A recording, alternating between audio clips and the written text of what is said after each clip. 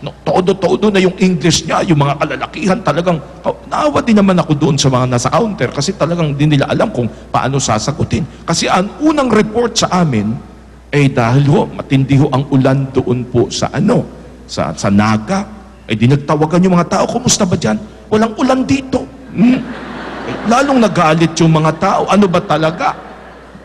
Eto ngayon, di talagang gusto ko na ring magwala. Although may pakonsuelo naman sila, nagbigay sila ng napakasarap na noodles sa cup. Merong tubig na mainit doon, ibahala ka na maglagay ka. Tapos ang sabi, eto lang ho. Nagdidesisyon pa sila kung magbibigay pa sila ng hamburger. Sa awa ng Diyos, nagbigay din. Pero talagang ang sama na ng loob ng mga tao.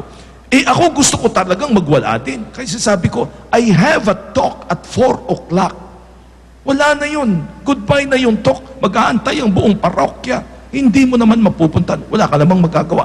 Pero talagang magwawala ka. Talagang gusto ko nang magwala at talagang galit na galit ako. Pero yung babae sa harapan ko, talagang galit na galit. Sige kako, ikaw na lang. You know? Pero alam niyo mga kapatid, di siyempre, nakaupo kayo doon, nakatunganga, kayo din ang mag-uusap, yung mga nag-aantay, maghahanap ka ng karamay sa iyong kasawian. You know? So kinausap ko yun, I looked at 2 couples. Chinese-looking sila. Nandun katabi ko. And so I asked, kayo po ba? Ano po ang flight ninyo?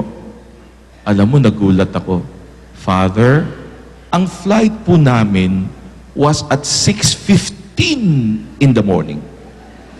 4:30 po na andito na kami sa takot na baka kami maiwanan. Ang aming pong sinakyan nagkapareho, we all took off at 4:30 in the afternoon. 12 hours na nakatunganga sila sa airport. Pero habang tinitignan ko, eto kako ang may karapatang magwala.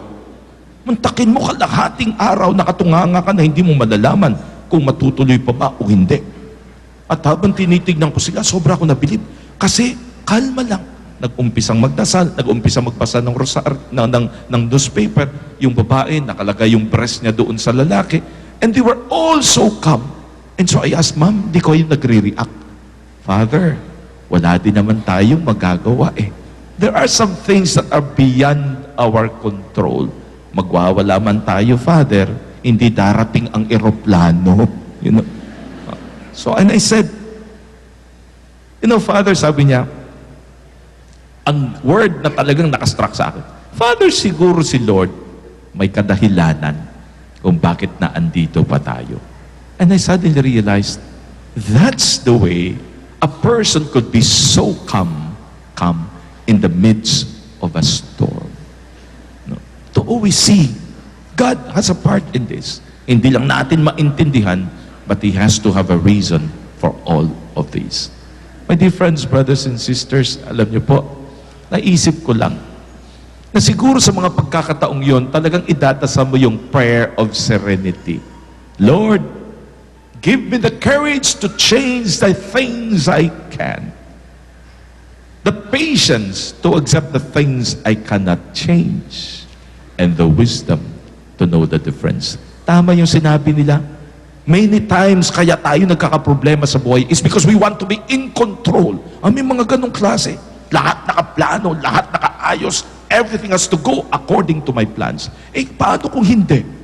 Paano kung may mga bagay na talagang not within your control? Mga bagay na talagang mangyayari na hindi mo naman kasalanan. What do you do in those moments? Kaya ang ganda nung sinabi nila that prayer many times has to be understood this way. Prayer is not asking God to change your situation. Lord, magpadala ka na ng eroplano. Hindi darating.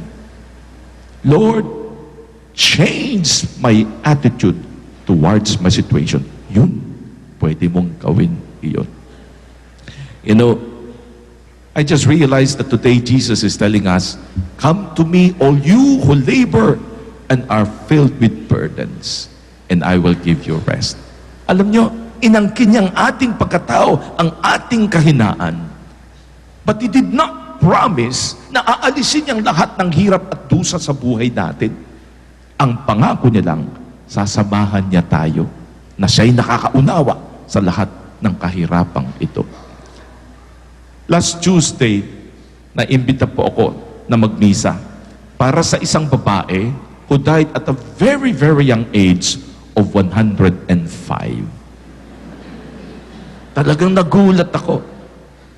Adelaida Morente Pineda.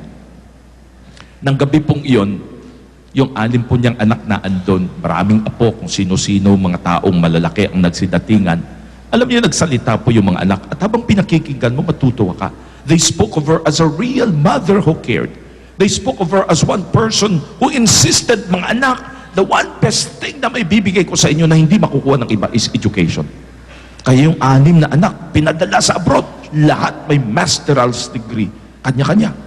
And they all came back doing well in their profession. You know? As they insisted that she should be a person, as she insisted that they all should be a person gifted with that sense of responsibility, talagang the children are saying, we are the best proof that our mother did good. You know? Natuwa lang ako kasi yung huling nagsalita, yung apo. At ang sabi ng apo, alam niyo po, yung lola namin, she was a terrific grandmother. Kaya nga lang, nung siya'y umabot na ng 98, syempre, mahal na mahal namin, tatawagin kami ng mga magulang namin, mga anak, mga apo, halina kayo. Kasi si lola ninyo parang tatawagin na ni Lord. So puntahan na kayo. We would leave everything. O for this year, last na, 98 na si lola. Kailangan yung birthday, bonggang-bongga. Kasi baka next year wala na.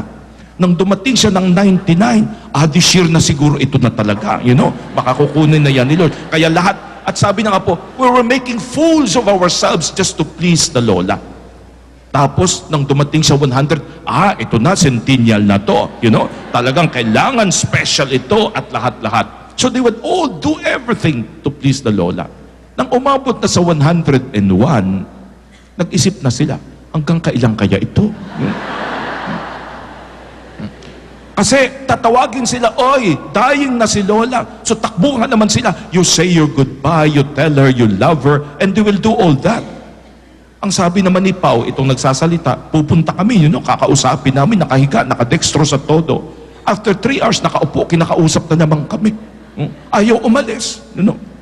And then, 102, ganun din naman. 103, ganun pa rin. 104, ganun pa rin. Nang 105, at tinawagan na sila, oy, she is already dying. Nagtanong na sila, sigurado na ba yan? Kasi balik-balik na yan. Parang ayaw na talagang mamamatay. No? But you know what? When they all came and she died a beautiful death, I remember this lady, the first time I was introduced to her, she was 97 years old. Birthday po niya. At nang nagbe-birthday siya, siyempre, I would realize that she had always been an educator all her life. Tapos, habang kami na andun, kumakain kami, kausap ko yung kanya isa sa mga anak, si Susing, andun siya sa kabilang table. Habang nag-usap kami at nagdidiskusyon, biglang sumabad doon sa usapan. Tumayo. And I looked at her, na sa kabilang table, walang hearing aid, walang eyeglasses, nakakatayo, nakikipag-usap at 97 years old.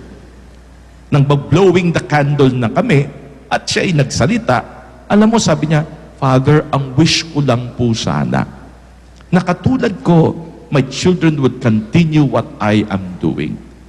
That they too, like me, would be able to teach catechism, only for me to discover, at 97, nagiging katekista pa para sa iba.